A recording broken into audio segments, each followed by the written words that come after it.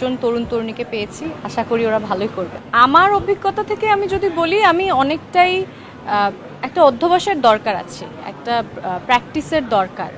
অনুশীলন ছাড়া আসলে কখনোই হার্ড ওয়ার্ক আর অনুশীলনের কোনো বিকল্প নেই। সেই সাথে প্রচুর লেখাপড়া করতে হবে, ছবি দেখতে হবে, আলোচনা করতে হবে, সেগুলোর তো অনেকটাই জায়গা আছে। আর বাকি পুরোটাই নিজের ওপর, ওই বললাম যে নিজে নিজেই অনুশীলন চালিয়ে যেতে হবে।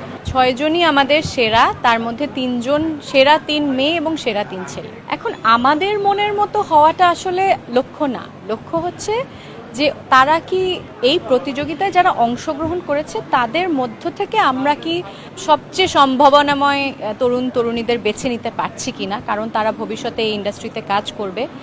তো সেই জায়গা বিবেচনা করে আমরা চেষ্টা করেছি আমাদের সর্বোচ্চ দিয়ে ওদের গাইড করার, এবং আমার মনে হচ্ছে যে যথেষ্ট সম্ভাবনাময় তারা। কাজের সুযোগ, আমার মনে হয় এই ইন্ডাস্ট্রিতে প্রচুর কাজের সুযোগ রয়েছে। আমাদের নতুন মুখ দরকার।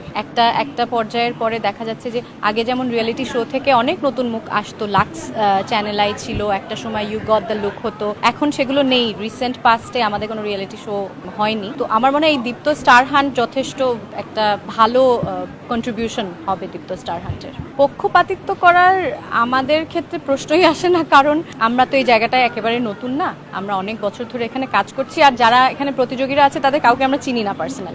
আমরা একেবারেই তাদের সেই দিনকার পারফরমেন্স কেমন হয়েছে সেই অনুযায়ী বিচার করেছি। সেটা আমার মনে হয় দর্শকরা যখন টেলিভিশনে বা দীপ্তর প্ল্যাটফর্মে যখন দেখবে শোটা, তখনই বুঝতে পারবে যে পক্ষপাতিত্ব হয়েছে কি হয়।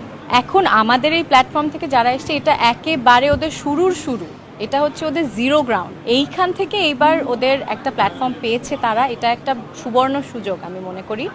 এখন ওদেরকে অনেক অনেক কষ্ট করতে হবে, অনেক হার্ডওয়ার্ক করতে হবে। কাজের তো জায়গাটা প্রচুর আছে, সম্ভাবনাও প্রচুর আছে, কিন্তু সেটা কি করে ওরা নিজেরা কাজে লাগাবে এটা ওদের উপরে ডিপেন্ড করে। এটা শুধু মিডিয়া না, এটা যে কোনো সেক্টরে। আমি এনজিও সেক্টরে কাজ করি, কর্পোরেট সেক্টরে, সব সেক্টরে নেটওয়ার্কিং একটা সেট অফ স্কিল, এটা থাকতে হয়। তো শুধু মেধা থাকলেই হয় না, নেটওয়ার্কিংটা করতে হয়, কারণ লোককে তো জানতে হবে যে এই মানুষটা মেধা। তো আমার মনে হয় না এটা খারাপ। একটা লম্বা পথ পাড়ি দেওয়ার যে উদ্যমটা, সেটা থাকতে হবে। হয়তো শুরুর দিকে অনেক কাজ আসে, অনেকে অনেক ওভারওয়েলমড হয়ে যায়, তারপর সেখান থেকে হয়তো মানে ট্র্যাক থেকে লাইনচ্যুত হয়ে যায়, কিন্তু সেটা আমার মনে হয় খুব বেছে কাজ, ভালো কাজ, অনুশীলন, কাদের সাথে কাজ করছে, সব কিছু মিলিয়েই তো পথটা তৈরি হয়।